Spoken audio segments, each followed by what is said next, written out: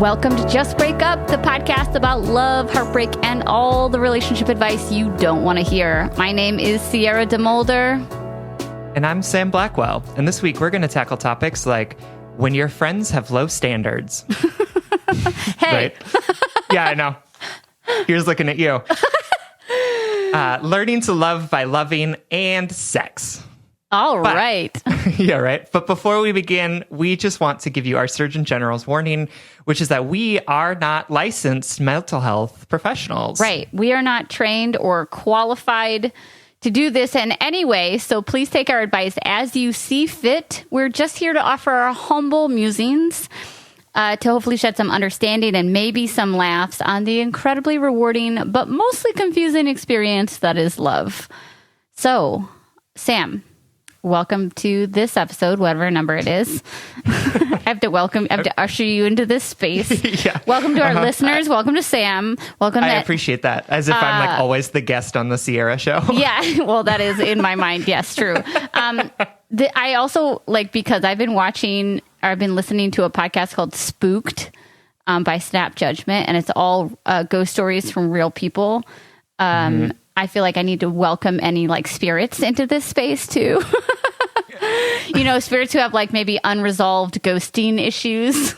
Yes, there you go. They're being haunted by the love of their ex. Right. Do you believe in ghosts?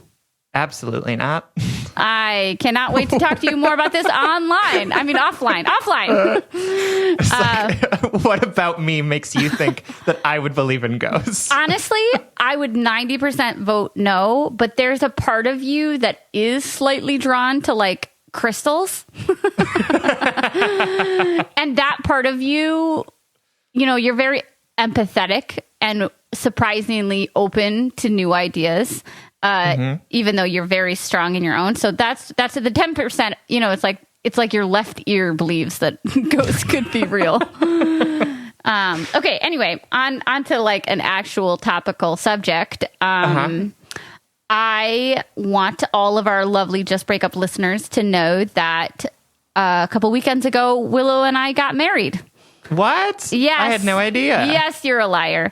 And it was very lovely. It was in front of our most immediate family, 12 adults, and due to COVID. And it was not the wedding that we imagined, but it was everything that we needed in that moment, except for Sam and dancing. It's everything you needed does not include me, apparently. Yes. But I don't really want to get into it because it was intimate and it was also bittersweet and very confusing because it was kind of like a consolation wedding because our real one was canceled or postponed. We haven't really decided.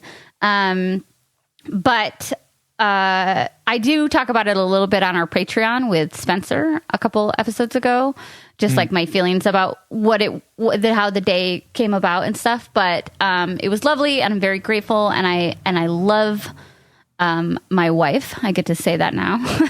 My wife. No, don't say that.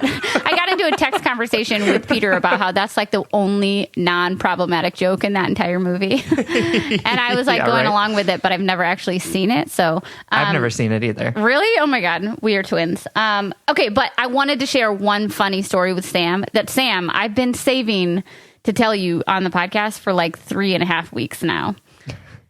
Okay, so I'm so excited. Yeah, maybe 2 weeks before or a week and a half before our actual, 2 weeks before the date of our wedding, which was, and this is what I get into on the Patreon. We weren't really supposed to have a wedding. It was meant to be just a party, where our friends and our immediate family got to meet each other because they hadn't actually met, our siblings or our parents. But my mother couldn't be there because she is in a highly infected COVID space, whatever. So what the event was kind of evolved over the 4 weeks leading up to it. Because at first we're it'll just be a little party. And they're well, let's exchange our vows because life is short and we don't know if we're going to.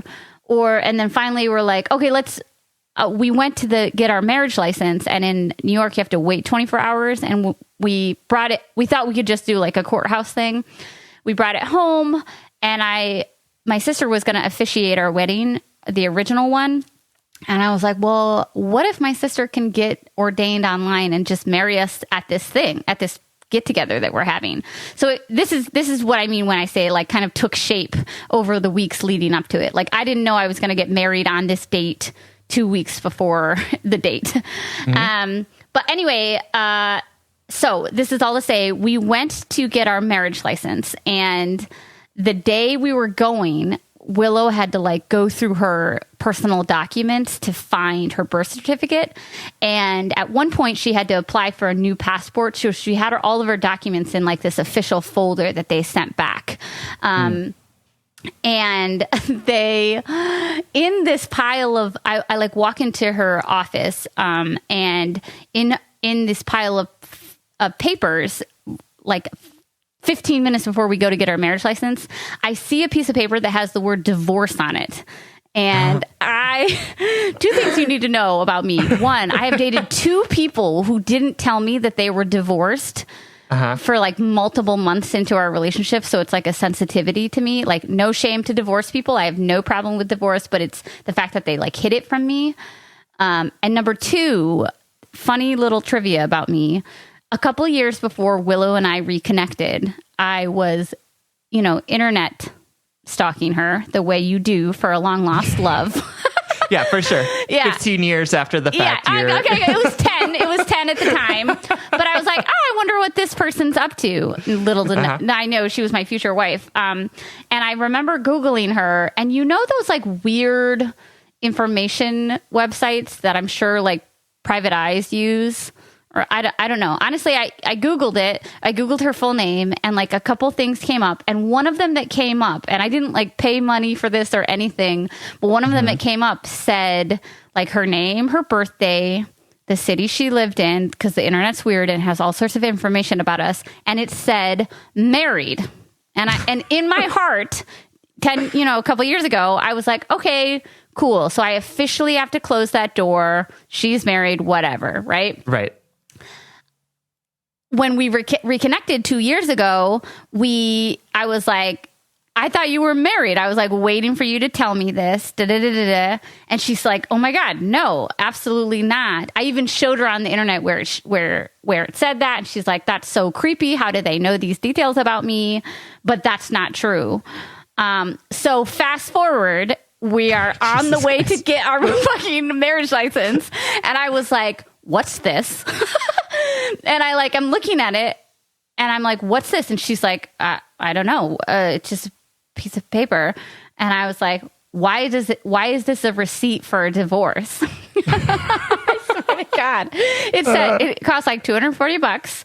And I kind of walked away because like Willow is a very honest person. She has proven to me she's very trustworthy. Like I walked away because I totally believed her. But in my mind, I was like, my heart was like, what is this?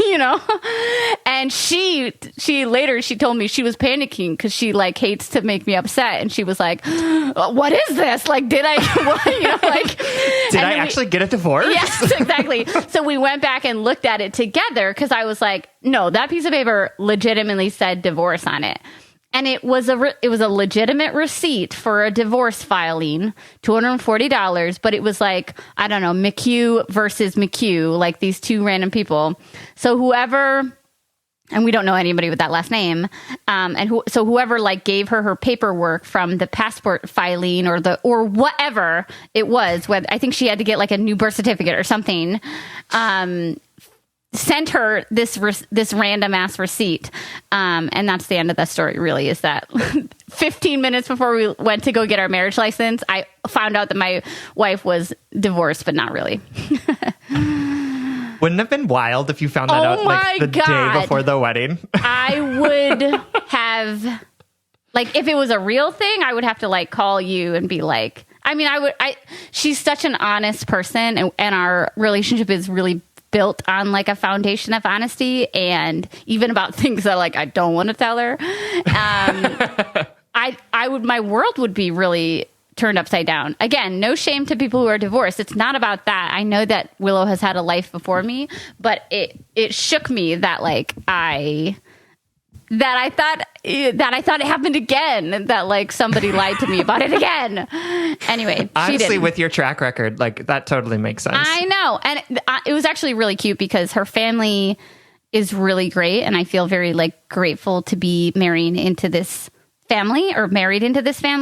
And she's like, honestly, you know that this is my first wedding because of how big of a deal my family's making out of it. You know what I mean? Aww, yeah. That's so cute. Yeah. Anyway, that's my funny story. I'm sure I'll talk more about what it's like to be newlyweds, but right now in the time of Corona, it's kind of surreal and not a lot is different. Yeah, I would imagine that it's like pretty much the same. Yeah. For our honeymoon, we are digging up our backyard and doing hard manual labor. So if that's not a gay stereotype, I don't know what it is. Right.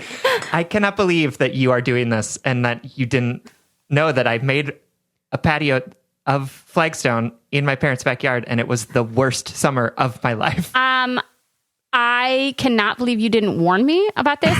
Okay, for the people I didn't know you were going to do it. If I did, yeah. For people who are not caught on, Willow and I are doing a flagstone patio in our backyard this weekend. I'm literally taking a break from doing it right now to record. I'm covered in dirt, sitting on my couch, which is probably not like the best idea, but that's just who I am. So please accept me. Always have, always will. And this fucking project is so exhausting.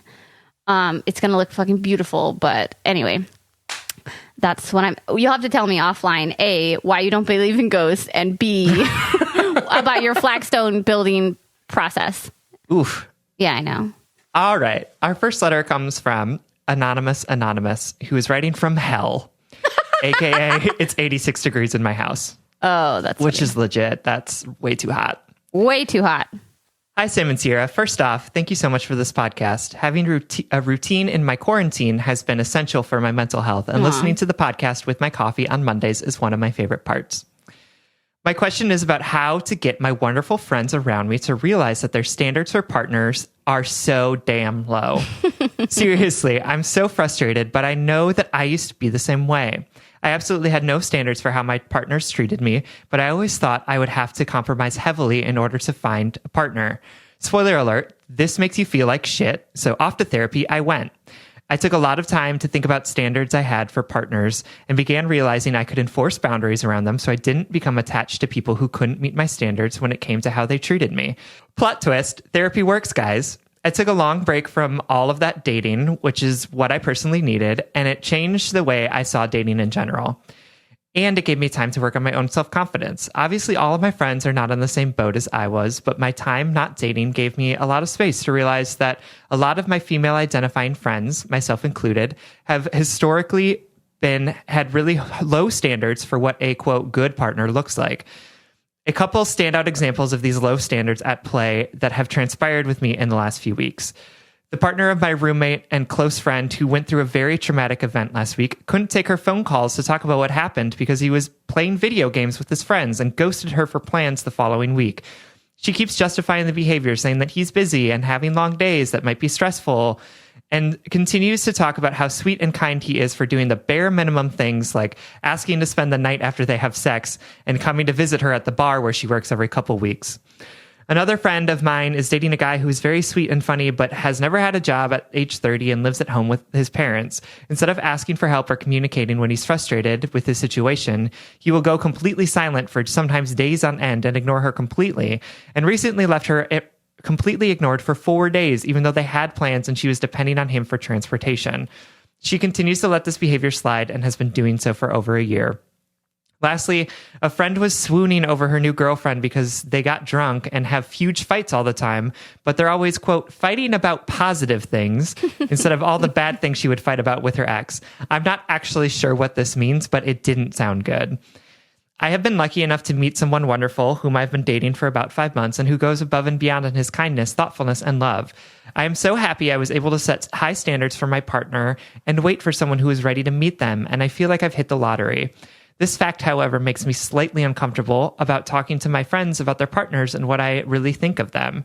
I don't want my questioning of their relationships to come off as bragging about my own partner or insinuating that I'm somehow better than them, because I know this is untrue, and I know how lonely, unsuccessful relationships can make people feel, and I don't want them to feel bad. I just don't know how much longer I can possibly hold my tongue while listening to them gush about partners who barely do the bare minimum for them. Should I bring it up gently? Should I give them the space to figure it out for themselves? Any advice would be much appreciated. Thank you so much for writing, Anonymous. Do you relate to this, Sam? Yes, I do. That wasn't a dig or anything. Yeah. I do relate to this.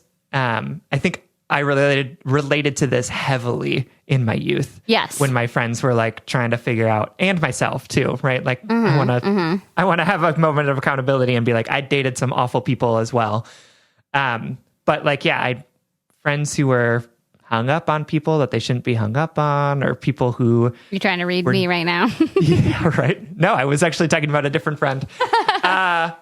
Or who were like dating people who were like awful for them, but they just like got high on the awfulness, and just like sitting there and being like objectively, this is a bad idea, right? This person is not treating you well, right? That feels a little personal, but the sad thing, I know it isn't. Like, that's how universal like shitty relationships are. I was talking about someone else as well. It's the egocentric person in me that's like, this is all about me. Yeah, no, absolutely. And I'm sure that there were people in my life who were like, and I know that there were people in my life who were like, what are you doing? Yeah. To me. I agree too. I want to add some like queerness up into this, because I think when I first started when I first started like exploring my queer identity and which was very early, and into my mid-20s, I think that like that lens made me also judge heterosexual relationships even harder, from a just and problematic point of view, because like LGBTQ relationships can be just as fucked as straight relationships.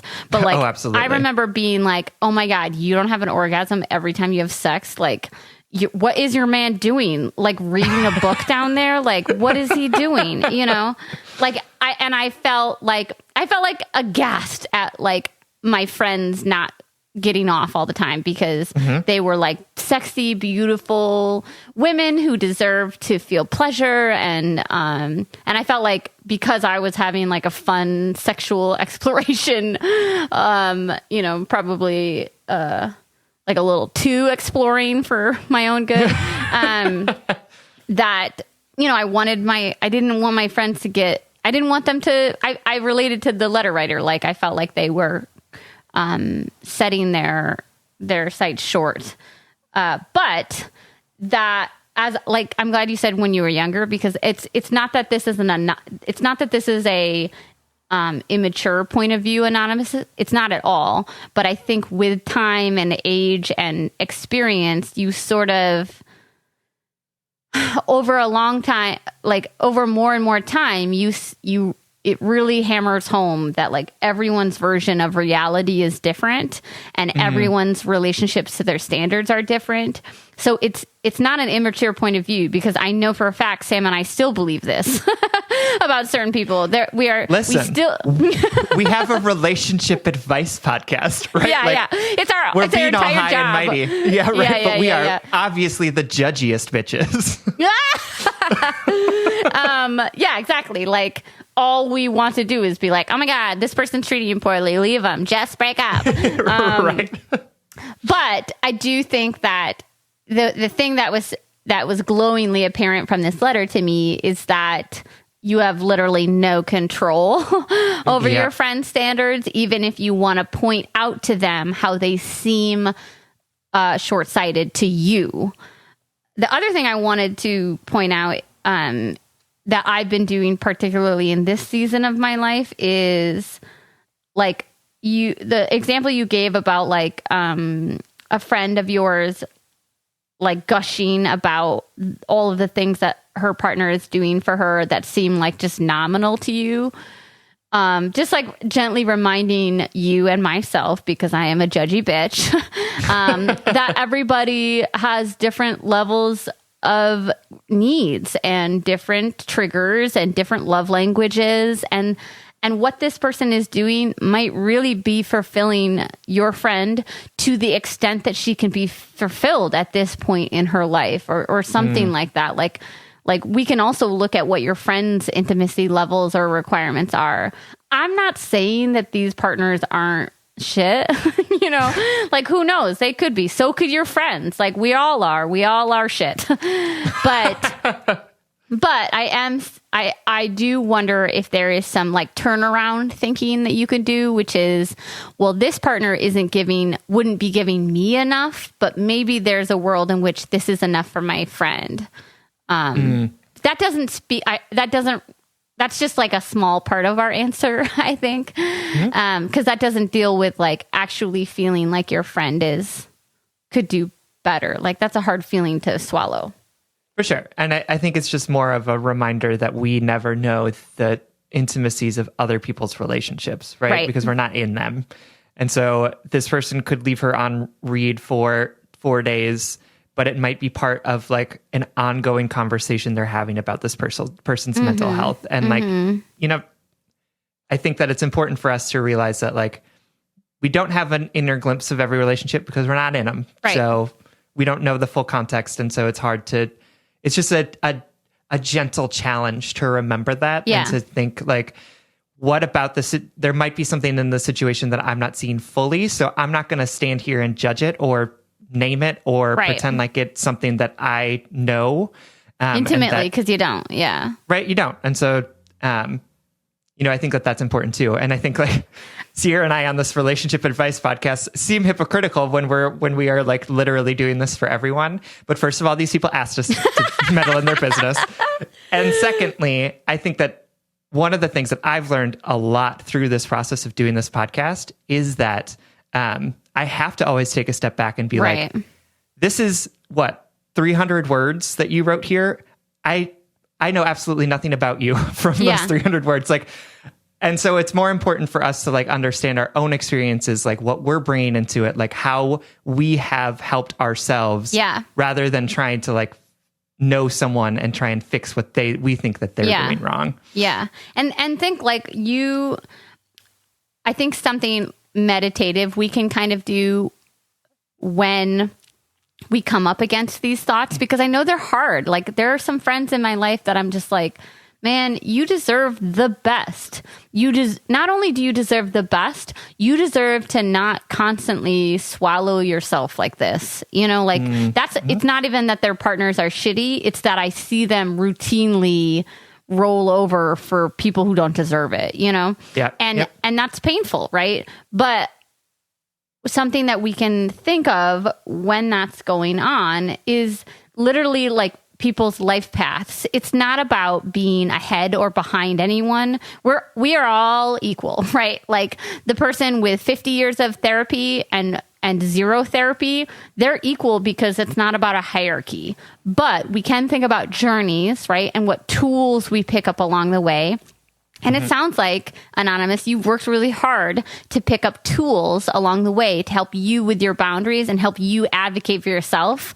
And other people are at a different point in their journey than you. Not better or worse than, but just a different one. So you can remind yourself like, man, I did all that work. I can't expect my friend to fast forward through all of the work that they haven't done, that I did, and that they haven't done to get where I think they should be, where, like literally where you think they should be, not where they think they should be.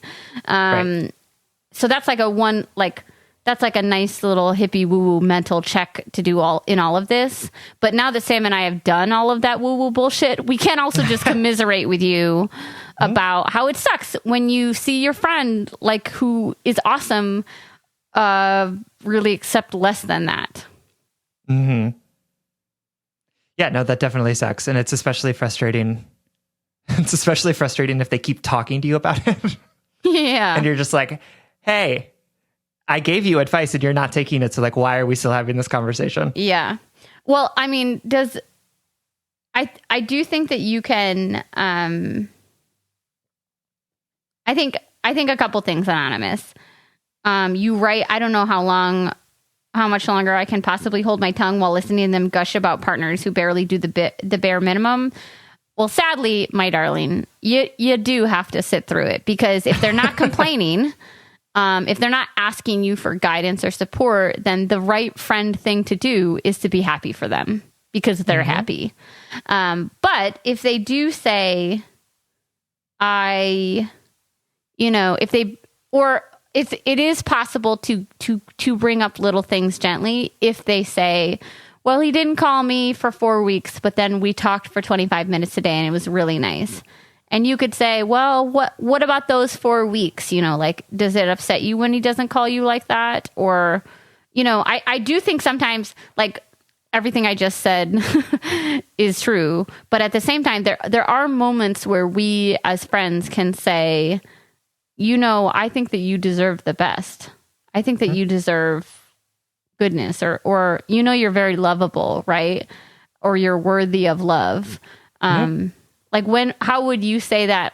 Like, if the person isn't complaining, if they're not like asking you for guidance, how would you put that into a conversation, Sam? I think I would do what you just said around like asking them questions about how they're feeling, as opposed to saying you're not getting what you need, right? And instead be like, he hasn't texted you for 4 days. Like, how does that make you feel? Like, how are you feeling about that? Right. And giving the person the opportunity to like sort of interrogate that. Because I think sometimes when we're in these types of situations, we're so focused on the other person and trying to control the other person. Like, I really need this person to text me back, that you're not focusing on like how you're feeling in that moment. Yes, like, how is this person's actions making me feel? Totally. I want to fixate on the person's actions and not on like the effect of those actions. So I think focusing on feelings and like asking those types of questions, like, how are you feeling about this? Or like, is this making you happy? Is this making you feel anxious? Like, what's going on in your head? Like, I want to hear about you and like how all of this stuff is impacting you. Like, what are you feeling about this? Right. As opposed to saying like, this guy's a dick, or like, this guy's not good enough for you, because that becomes a sort of a shutdown of a conversation. Yeah. And I think actually like getting to know our friends and having vulnerable conversations about our feelings and about our insecurities is actually gonna then lead to you being able to offer advice that feels more authentic and that feels more connected to your friend and less to your friend's relationship, right? Like, how can you say things like, when you're having these conversations, they're like, I'm just so frustrated. And you can be like, listen, I want you to feel happy, right? Like, I don't really care about this dude. And like, he's like, I have nothing against him, right? What I want is for you to feel happy. Right. And I don't know that this dude is doing it for you. Right. And like, and that is more of the conversation that I would have, as opposed to saying like, he shouldn't be leaving you on read for 4 days. Like, because then it just becomes about him and not about your friend and their vulnerabilities and their feelings. Right. I wrote down too, like, if we're going to take a little bit more of a subtle, not even subtle, but like a supportive route instead of interrogating, I try to always like affirm with my friends who I've noticed have troubles asserting their boundaries or whatever. I let them just talk. I let them, express what they need to express. And then whenever they share that they have, upheld a boundary or did something that I know empowers them, I affirm the fuck out of it. I say, good. That is so good that you did that. I'm so proud of you. Or, you definitely deserved, you did that, so well, or that was that was an appropriate response. You're definitely not overreacting or something like that, affirming that action. And then the last thing I wrote too was, in my notes was, from the sounds of this letter, like Sam says, it does sound like you are at a point where this is becoming, I think you use the word exhausting, right? Or, you're getting to the point where like, you're getting really frustrated. If you take all of Sam and I's suggestions as you see fit, obviously, but if you do this sort of like meditative reflection of like, you don't know the ins and outs of their relationship and you can't control your friends and where they are in their journey and everybody's different, after all of that internal work, if you are still at the place where you find that, maybe a friend's partner is treating her particularly poorly, there can come like a push to shove sort of moment where you say, I love you and I've been thinking a lot about this and I just want you to know how I think that you deserve a relationship that gives you what you need, that you're worthy of love and that I see all this goodness in you and I don't see that goodness reflected from your partner. There can be that intimate moment, but I think that intimate moment of your truth has to come after a lot of internal labor to sort of like, push our egos down, push our assumption over other people's reality down so that we're able to come to them with our pure concern, not our judgment, not our rules of reality, nothing like that, but that as a true, genuine friend, you can come to a point where you can have this like sharing moment, but I think it has to be done after that emotional labor. Absolutely. Yeah. And I think at the end of the day, Anonymous, my advice to you is just to remember that you have no control over other people and what they do. Yeah. At the beginning of this letter, I said that I've been doing this less since I've gotten older. I want to make it clear that it's not necessarily because my friends are in better relationships now, although many of them are, but it's also because I have recognized that like I can't change the people my friends date. And all I can do is show up for them with compassion and with vulnerability and empathy, right? And so that has freed me to be less concerned about it. Right? Like it has become less frustrating to me because it's like, I can't do anything about that. All I can do is just love and support my friend. Not all journeys can be mine. Not all journeys can be mine. Thank you, Heather, for that one. Thank you, Heather. Okay, Anonymous, we hope that this helps. We love you. We see your concern, and we know it is an act of love, and we hope this helps. Absolutely. We love you so much.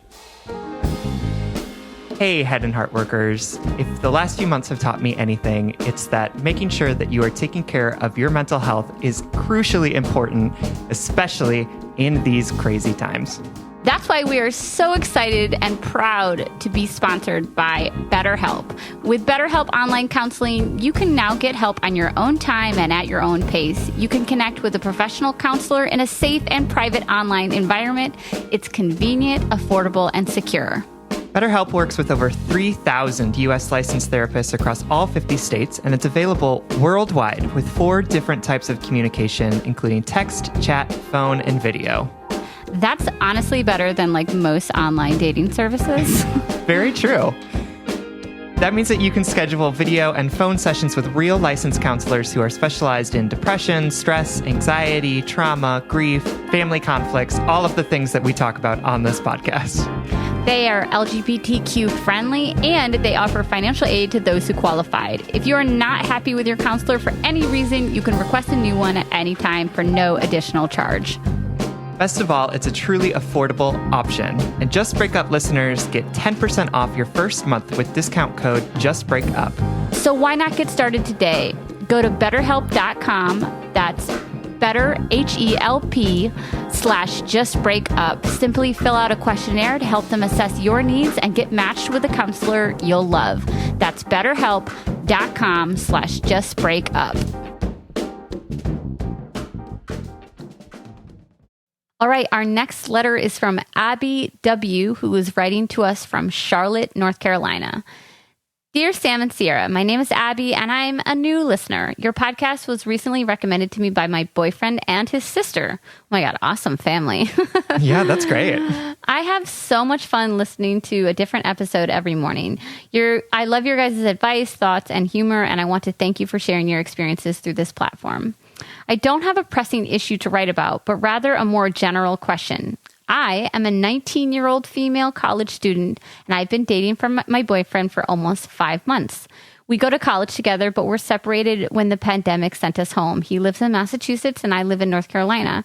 However, we managed to strengthen our relationship even over distance, and I got to visit him recently. It was incredible, and we are very much in love. I say this to make a point that I am currently in a loving relationship, and I'm very happy. When I think back on old relationships, such as the 2 I had in high school, I always say, well, that wasn't real love. What I'm experiencing now is real love. Back then, I was just young, and I didn't know what true loving connection was. But I had told one of these boys that I loved them, and I had come close to telling the other, because at that time, the feelings I had felt really real. Or did I only think that they were real because I didn't know better? My question is this: should we invalidate our old loves because we were young and our current love is so much deeper and more meaningful? Or do all of our loves count as real loves because they were felt real at the time, no matter their simplicity? To be clear, none of these boys ever treated me poorly in any respect. It's just that my 2 relationships in high school were much less deep than my current relationship. So, is this the first time I am really in love, or is this just the first time I am in love as the person I am today? I don't want to invalidate my younger self, but I also wonder how much validation I can give a younger version of myself because I've grown so much since then. I would love to hear your thoughts on this topic. Thanks for any help. Best, Abby W. Thank you so much for writing, Abby. Yeah, this is a great question because we just get to muse on things. I know, and I love musing. Yeah, Abby, this is a great, thoughtful question. One of the things I love most about this question is that you are still, like, arguably young, you know, and I don't mean that in a weird ageist way, but like, you're very young, and to have this thoughtful question, it's very profound, and I imagine that you are gonna reflect on this question in the decades to come. And I say that, Abby, because your question strikes something profound in me, where I look back on my 20s and I look back on my teens, and I think about my relationships and how they unfolded over those 2 decades, really, and how I could say similar things about my loves that you did about your high school relationships. Mm-hmm. What are your first feelings about this? Or have you ever thought that way?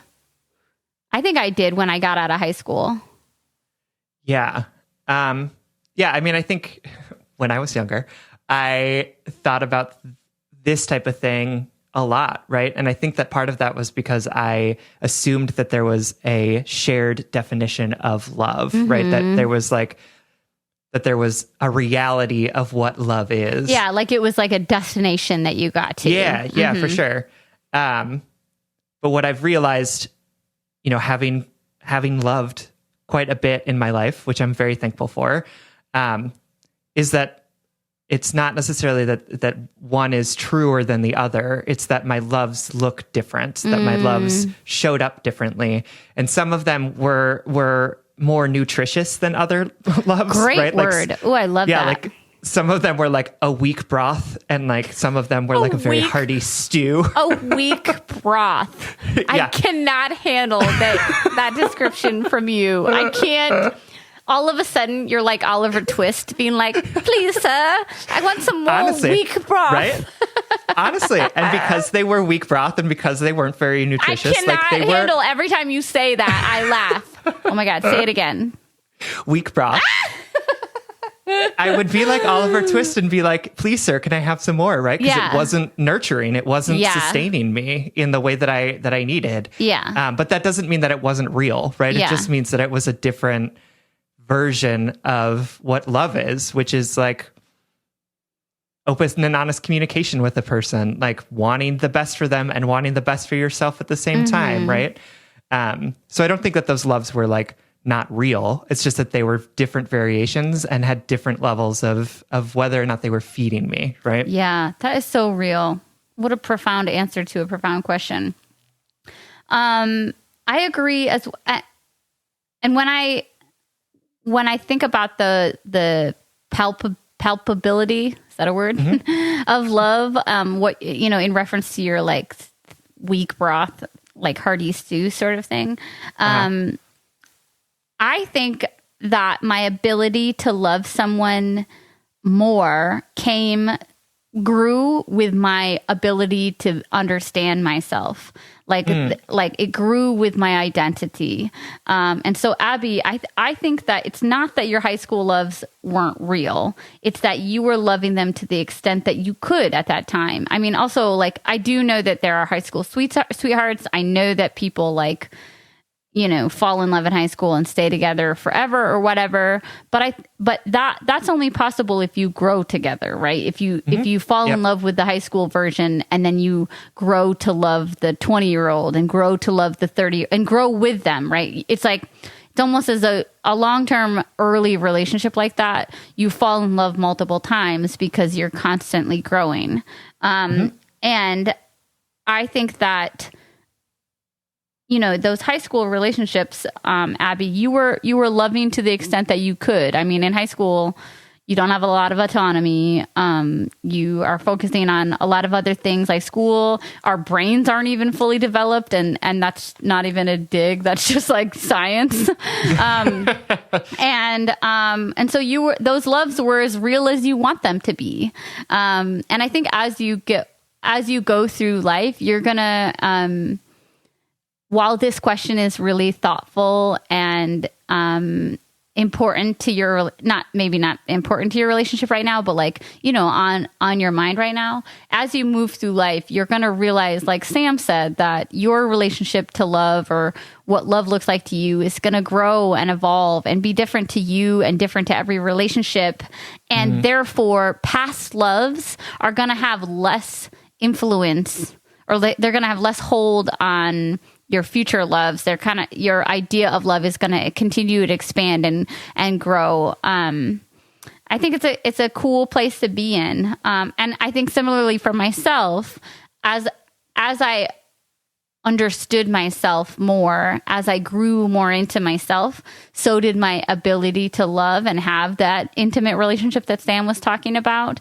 And therefore, at 29 or whatever, or at 34 now, I can look back on my high school love and think, I loved him as much as I could, but I didn't love like I can love now. Yeah. I think it's, I think that idea of you are more capable of loving the more that you understand yourself is such an important idea. And I think it's absolutely been true in my case, right? Like the deeper I have come to understand myself, the better I am able to understand what love is for me and actually do the work of loving a person. Because it is work. Yeah, for sure. And I also think that there's it's that, and also it's meeting the right person too. Totally. Right? I don't want to, which literally takes time. Yeah, for sure. Because luck. Yeah, and I think that's something that sometimes we, like you and I, miss when we talk about this stuff. Is yes, you have to work on yourself. You work on yourself, right? But the working on yourself doesn't just automatically get you a partner from the partner store, right? Totally. It's not like you accrue enough points and then one is given to you.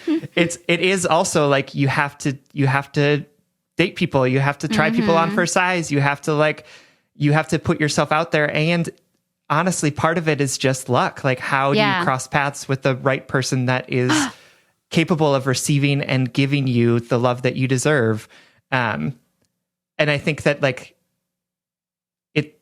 those two parts need to come together. And I've been thinking a lot about that recently, just because I've been reading a bunch of the letters that we've gotten. Yeah, totally. And that thing about it's also, sadly or excitingly, it's just luck sometimes. It is just the right person needs to walk into your life.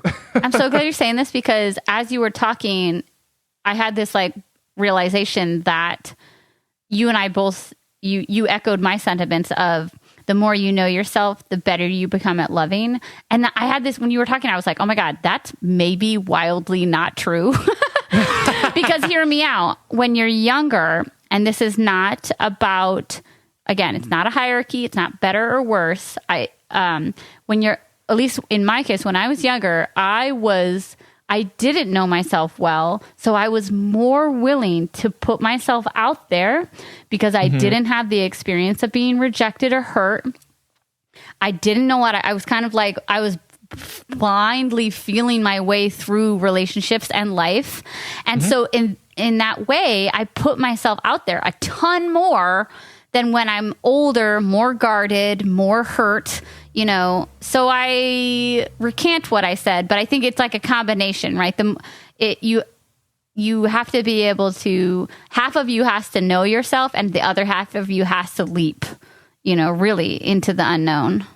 For sure. But it's also easier to leap when you know yourself. That is fucking the truth. Yeah. When you know, right. When you know that jumping to that cliff in the distance, there are mattresses underneath that are like your sense of self, your identity, your friends, the life that you have created, champagne, the people you have relationships with, right?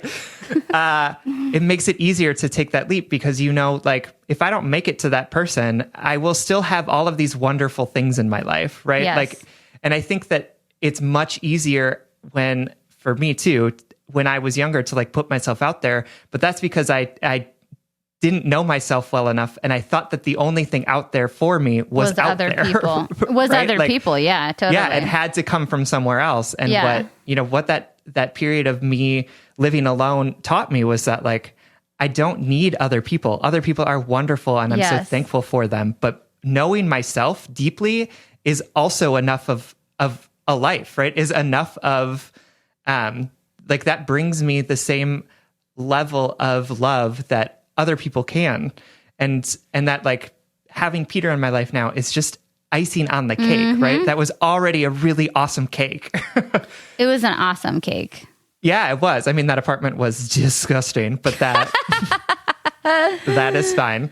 So I think it is we do need to know ourselves deeply in order to love in a way that is nutritious, that is actually serving us well. So true. Because otherwise then we're just going to accept weak broth and be like, wow, this is so good. And everyone's like, it's not good. It's not good. Hungry. It's like the first letter. It's like you are literally wasting so away. Weak. I think the last thing I want to touch on that I was trying to say earlier, but I got sidetracked with a different point was, Abby, it's good that you're questioning this.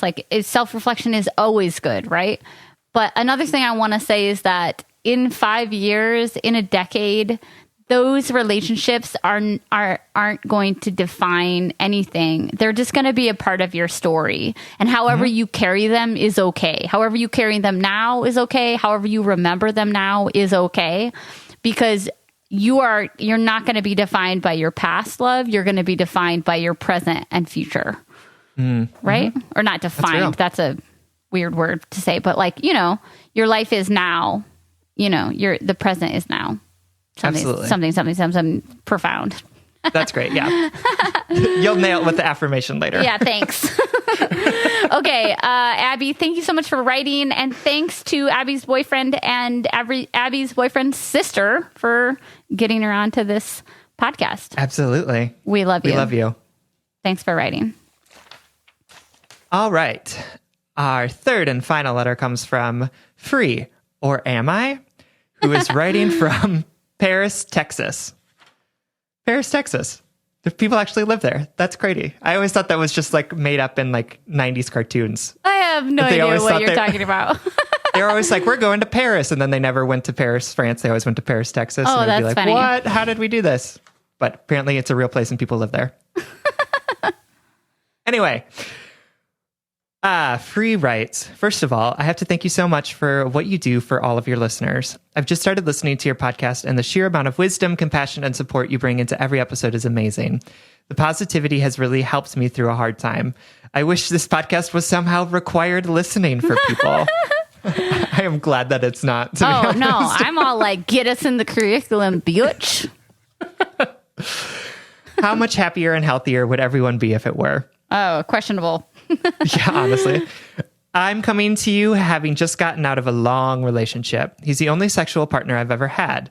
At the age that I'm at now, I don't believe anyone will believe that I'm sexually inexperienced but I feel that way. I always considered my partner a generous lover because he was never too quick, didn't mind foreplay, and always made sure I got to finish too. Things I'd heard friends complain about with their boyfriends. But looking back, I don't know if that's how I'd describe him. He was never communicative about sex. He wouldn't tell me what he liked, and he was very quiet during sex, which always made me sure I was doing something wrong, even though he always got off, always enjoyed it, and always wanted to have sex often. He wouldn't talk about the sex outside of bed, and a couple of times I pushed for us to explore new things I didn't feel heard during. It ended up each time feeling silly, and eventually came to the conclusion that I didn't really trust him with whatever fantasies or curiosities I might have about sex.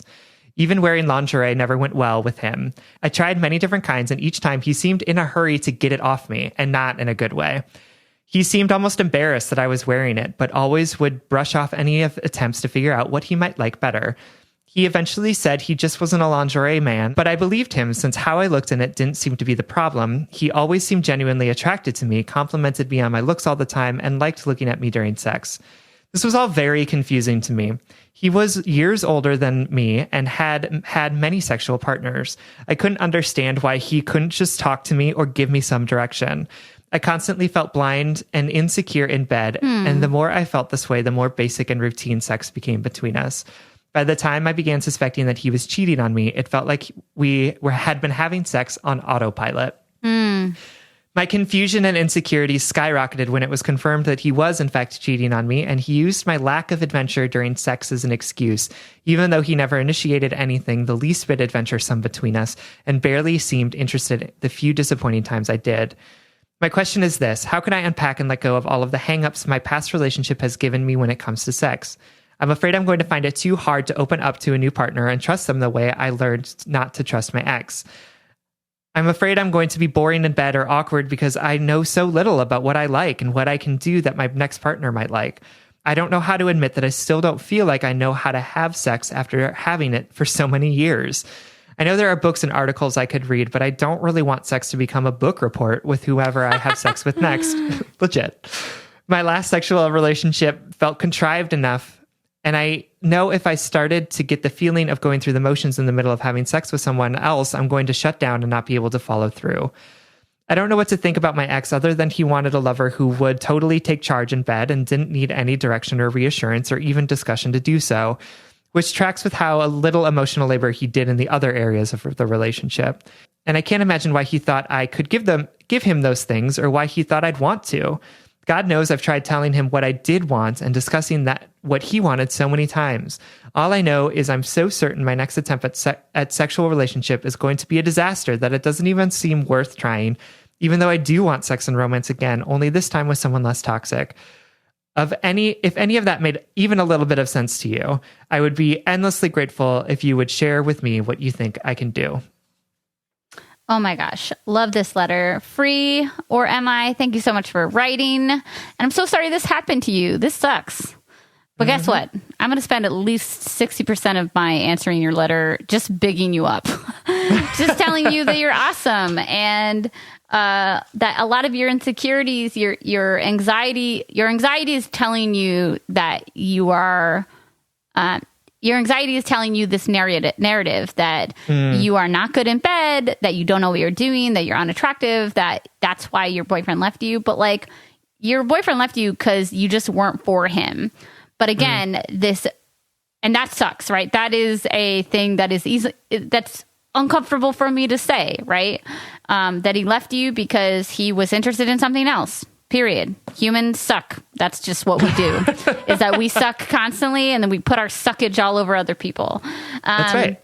But you I like this letter so much because you beautifully articulate your insecurities and your anxieties about moving forward into a new relationship. But like, from what I have seen, you're like very willing to like be intimate with your partner. You're very willing to talk about it. You're willing to try different lingerie. Like, you're even willing to like buy a book on sex, right? Like, you are above and beyond as emotionally, physically intimate as you can get, right? Just because you don't have a lot of sexual partners or experience doesn't mean that you're not a sexually intimate person.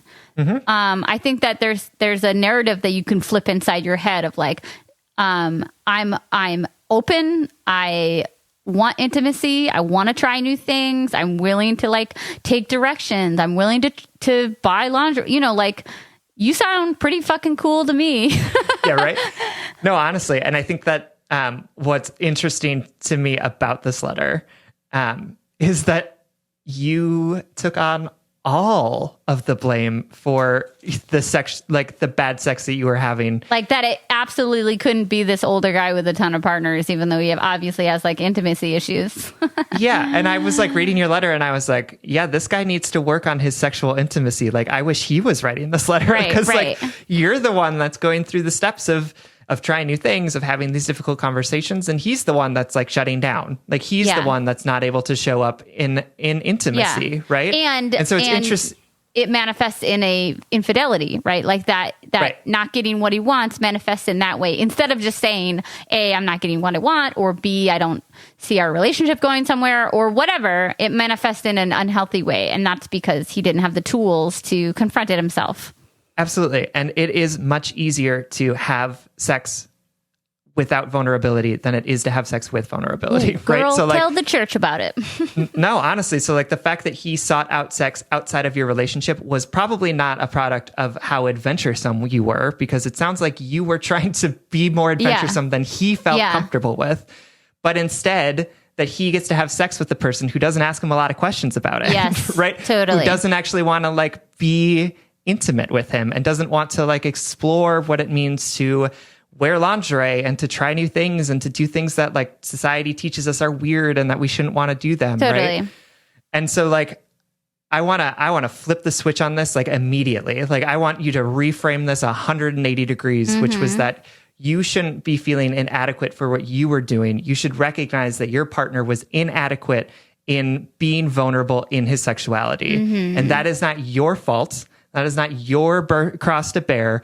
It is something that he needs to work on. And I'm not trying to blame him for this. I'm not saying he's an awful person. He's on his own thing. Yep. That's right. There might be multiple reasons why he is uncomfortable with sex. Because let me tell you, or society maybe teaches us to be uncomfortable with sex. Maybe you're just not his cup of tea, and that's his prerogative too. Like we're not trying to like criminalize your ex. We're just trying to like paint it in a way in which, like Sam said, you don't take it all on yourself.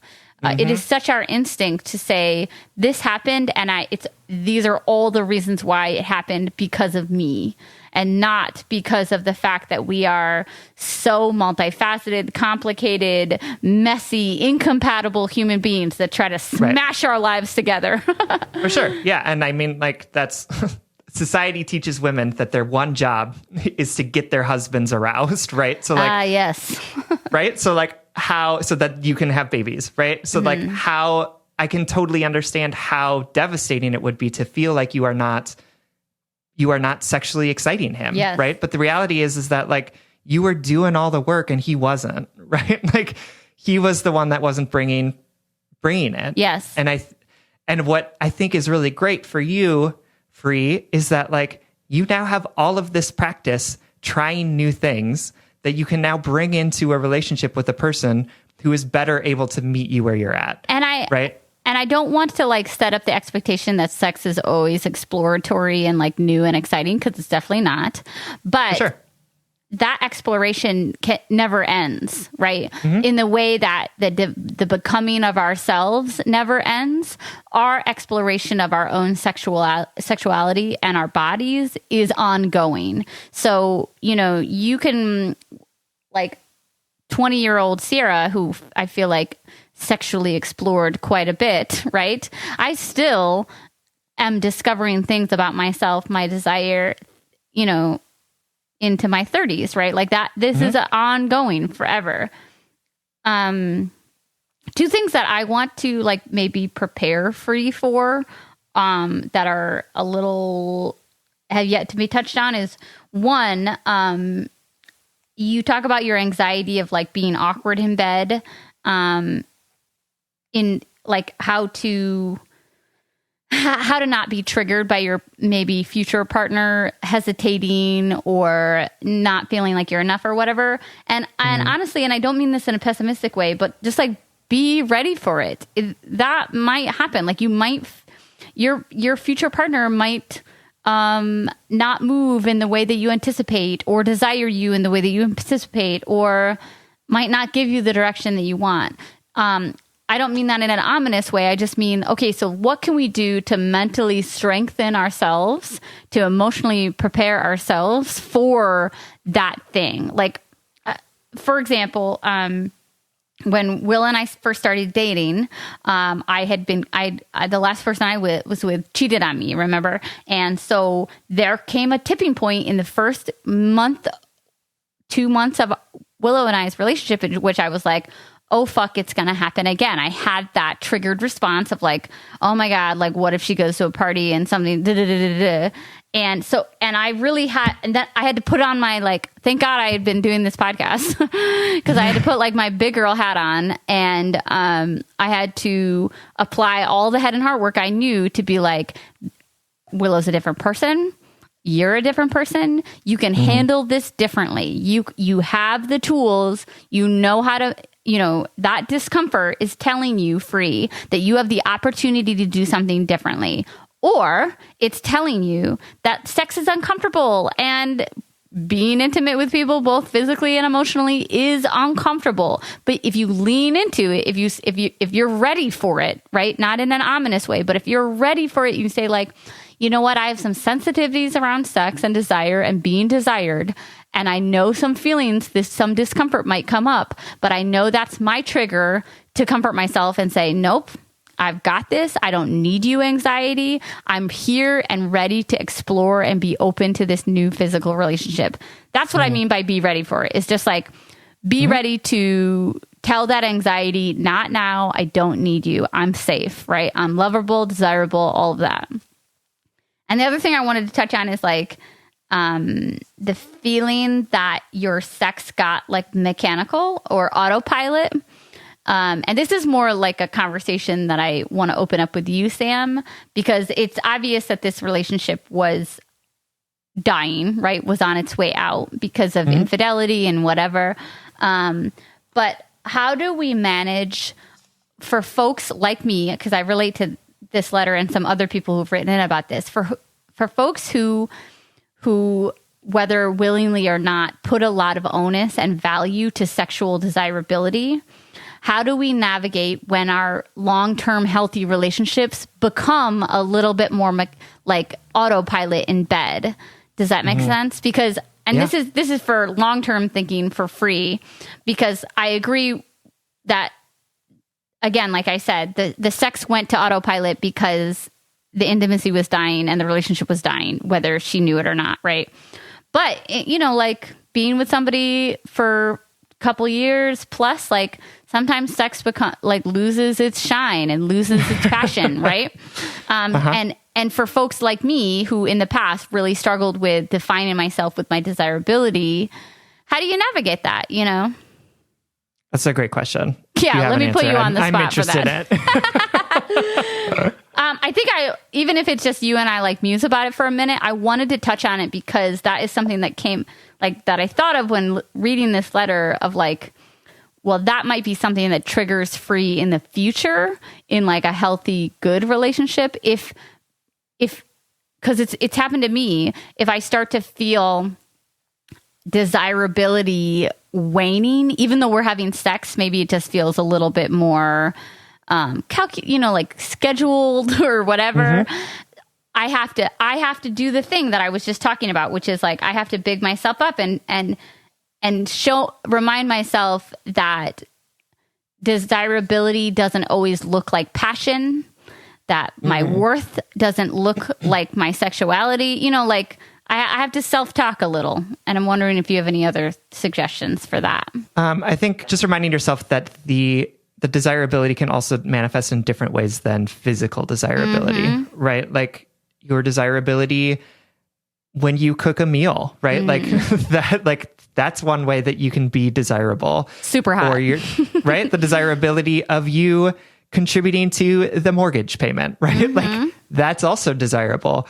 And I think, I think that's hard because we are so ingrained around like physical attractiveness, right? Like we are just constantly taught that like our worth is tied up in how physically attractive we are. Yeah. That's hard to recognize, but I think, the more that we can all begin to dismantle that a bit, I think the more that will be less true, right? Yeah. Like the more that we can begin to say like physical attractiveness is not the end all or be all in our worth, in our relationships, yep. right?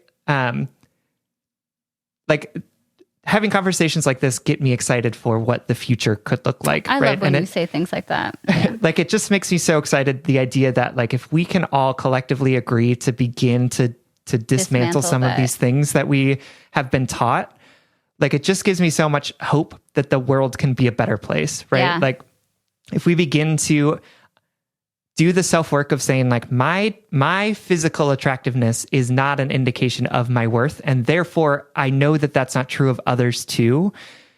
Like just think of how many awful things that we say and do about people would end if we were if we could just find a way to say like, this is something that people are telling me that I know isn't true. Yeah. And I'm going to choose to believe myself over what everyone else is telling me. Yeah. And if we could all do that, like there's just so much potential in ways that we can restructure this hierarchy that we've created and continue to enforce, that it just gives me hope for the future. Like, this is why I do this work. Like, this is why I have this stupid podcast that we do every week. Like, don't call it stupid. I also wrote down when you were talking, I had this revelation that like my insecurities about like my sex life waning or desire looking less like passion, comes down to trust. And I wrote down the word trust. And when I first wrote it down, my mental iteration or like my mental thought process was trusting that Willow loved me, right? That she wanted me. And that like, if we weren't having sex, if we weren't having sex for a week, like she wasn't going to leave me. Right. But as you were talking, I realized that it's not just about trusting your partner. It's about trusting yourself. It's about trusting that I am worthy. I am lovable. I am desirable. I am not defined by any of this, right? I'm not defined by my partner. I'm not defined by their desire for me. I'm not defined by my salary. I'm not defined by my job, all of this stuff. And trusting that you are enough, that you are worthy as is. Absolutely. I love that. Yeah. And I think that's something we all struggle with. But like you said, I think that's the path to the better world that we're building. Absolutely. All right. Free. We love you. We can't wait for you to like get it on and get freaky with somebody else. Like consensually Absolutely. and like self-exploring, whatever. Absolutely. Or by yourself. Sorry, you're not defined by your partner or your desire. No, absolutely. Have sex with yourself. It's great. We love you. Thank you so much for writing. All right, everyone. This brings us to the blind date segment of our episode. This is when we try and set you up with something we think you're really going to like. Today's blind date is... it's a cookbook accompanied by a TV show called Salt, Fat, Acid, and Heat by Samin Nosrat, I think is how you say it. I don't know, though. Nosrat is the last name. And Samin also has an accompanying Netflix show with the same title, Salt, Fat, Acid, Heat. And it's not like any other cookbook I've ever read. I got it from my new mother-in-law. It's fascinating because it goes through the 4 foundations of cooking: salt, fat, acid, and heat, and breaks it down into basically what each of those components do chemically to food. So it changes the way, and has changed the way I think about cooking, seasoning, balancing flavors. It's very chemistry based. And like, for example, you have to read it more like a novel than a cookbook. And the television show is on Netflix, and it's a 4-part series going through each of these elements. It's so genuine. It's so, what's the word? Good feeling? Good feeling. No, that's not a word. Like, fuck. Perfect example of Sierra not knowing any words.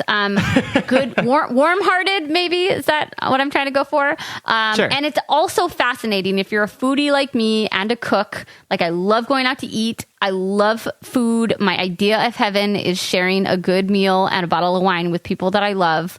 If you are anything like me in that way, definitely buy it. I've just really enjoyed reading it, and I found it so not only informative, but just enjoyable and feel good. So again, it's called Salt, Fat, Acid, and Heat. It's a cookbook, and it's a Netflix show. Awesome.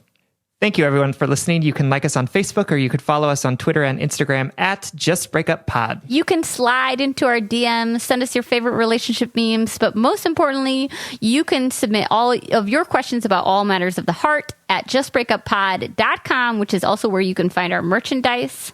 Please leave us a 5-star rating and review, and consider supporting us on Patreon. If you support us on Patreon for as little as $5 a month, you will get an additional bonus weekly episode. That's patreon.com/justbreakuppod. This literally keeps our mics on and helps us reach more brokenhearted souls who need two random strangers giving them relationship advice. Original music, recording, editing, and producing by our amazing friend Big Cats. Make sure to check out his podcast, the What If Podcast.